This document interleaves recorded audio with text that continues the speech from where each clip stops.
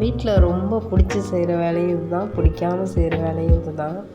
இந்த வெண்ணெய் எடுக்கிறதுல பிடிச்சி செய்கிற விஷயம் டெய்லியும் ஆடை பார்த்து பார்த்து கலெக்ட் பண்ணி வைக்கிறது. பிடிக்காத விஷயம் இந்த வெண்ணெய் எடுக்கிறது தான்.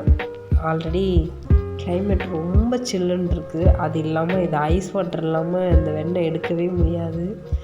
நிறைய ஐஸ் வாட்டர்லாம் ஊற்றி நல்லா 4-5 டைம் இந்த மாதிரி தண்ணியில், ஃப்ரெஷ்ஷான தண்ணியில், சில் தண்ணியில் நல்லா அமுத்தி எடுக்கும்போது தான் உள்ளே இருக்க இந்த பால் இருக்கு இல்லையா, அதாவது தயிரோட அந்த ஸ்மெல்லெல்லாம் போய் வெண்ணெய் ஃப்ரெஷ்ஷாக இருக்கும். ஸோ இது நான் 4வது டைம் வாஷ் பண்ணுறேன். தண்ணி ஓரளவுக்கு இப்போது தெளிவாகிடுச்சு. நல்லா பால் அந்த திக்கான அந்த பால் அந்த கலர்லேயே இருந்தது. இப்போ ஓரளவுக்கு தண்ணி தெளிவாக இருக்குது. ஃப்ரெஷ்ஷான வெண்ணெய் எடுத்து நெய் காய்ச்சிட்டு அதுக்கப்புறம் தான் காலைல புலாவ் செய்ய ஆரம்பித்தேன்.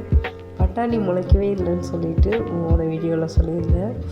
பட்டாணி முளைக்கிறதுக்காக மிக்ஸி ஜாரில் உள்ளே அப்படியே முளைக்கட்டினதை வச்சு ஏர் டைட் பண்ணி நைட் ஃபுல்லாக வச்சுருந்தேன். காலைல நல்லா க்ரோ ஆகி வந்துருந்துச்சு. சின்ன சின்ன தில்லுமுள்ளெல்லாம் செஞ்சு தான் ஒரு சில வேலையெல்லாம் செய்ய வேண்டியதாக இருக்குது. பாப்பாவுக்கு சோயானா ரொம்ப இஷ்டம். தம்பிக்கு அந்தளவுக்கு சாப்பிட மாட்டான்.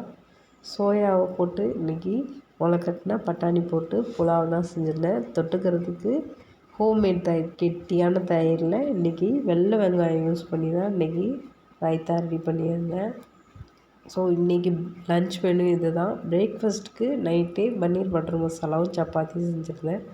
பன்னீர்லாம் சாப்பிட்டது போக இந்த மசாலா அப்படியே இருந்தது. ஸோ பிரேக்ஃபாஸ்ட்டுக்கு அதை கொடுத்தேன். பசங்க யாரும் சாப்பிடல. ஸோ பட்டாணி வேக வச்சு எனக்காக தனியாக பிரேக்ஃபாஸ்ட்டுக்கு எடுத்து வச்சுருந்தேன். அதையே சாப்பிட்டுட்டு கொஞ்சம் ஆப்பிள் கட் பண்ணி கொடுத்துருந்தேன். அதையும் சாப்பிட்டுட்டு ஒரு வாழைப்பழம் 2 கடலை மிட்டாயோடு சாப்பிட்டு பிரேக்ஃபாஸ்ட்டை ஃபினிஷ் பண்ணிட்டாங்க. இன்றைக்கி பால் எதுவும் கொடுக்கல. இன்றைக்கி ஸ்நாக்ஸுக்கும் இன்றைக்கி ஆப்பிள் தான் கட் பண்ணி கொடுத்துருந்தேன். வீட்டில் 2 பேருமே ஆப்பிள் பிரியர்கள்.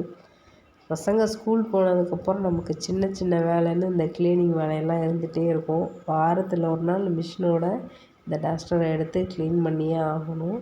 ஒரு நல்ல கிளாத் வச்சு நல்லா துடைச்சிட்டு, அது இல்லாமல் க்ளீனர் நல்லா வாஷ் பண்ணிவிட்டு ப்ரஷ்ஷெல்லாம் வச்சு தேய்ச்சதுக்கப்புறம் தான் போட்டு விடணும். அதுக்கப்புறம் தான் மிஷினே நான் ஆன் பண்ணேன். தண்ணி கொஞ்சம் ஸ்லோவாக வர்றதுனால ஆல்ரெடி மிஷினை ஆன் பண்ணிவிட்டு அதுக்கப்புறம் தான் இந்த வேலையை சைடில் செஞ்சிகிட்ருந்தேன். மிஷின் ஆனில் இருக்கும்போது ஆக்சுவலி இந்த வேலையெல்லாம் செய்யக்கூடாது. இருந்தாலும் டஸ்ட்டோடு போட்டால் துணி ஒழுங்காக வாஷ் ஆகாது அப்படின்றதுனால கொஞ்சம் பயந்துக்கிட்டே தான் எடுத்தேன். என் கையிலே அந்த நடுக்கம் தெரியும் பார்க்கும்போது. ஸோ இதுக்கப்புறம் துணியெல்லாம் போட்டு விட்டுட்டு மார்னிங் விளக்கேற்றி வச்சுட்டு அதுக்கப்புறமேட்டுக்கு தூபம்லாம் காட்டிட்டு சாமிக்கு நெய்வேத்தியமாக கல்கண்டும் திராட்சையுமே வைப்பேன். எப்போவுமே ஈவினிங்கில் பால் வைப்பேன். இன்றைக்கி பிரேக்ஃபாஸ்ட்டுக்கு எனக்கு இது தான். இனி இன்னொரு வீடியோவில் பார்க்கலாம். பாய்.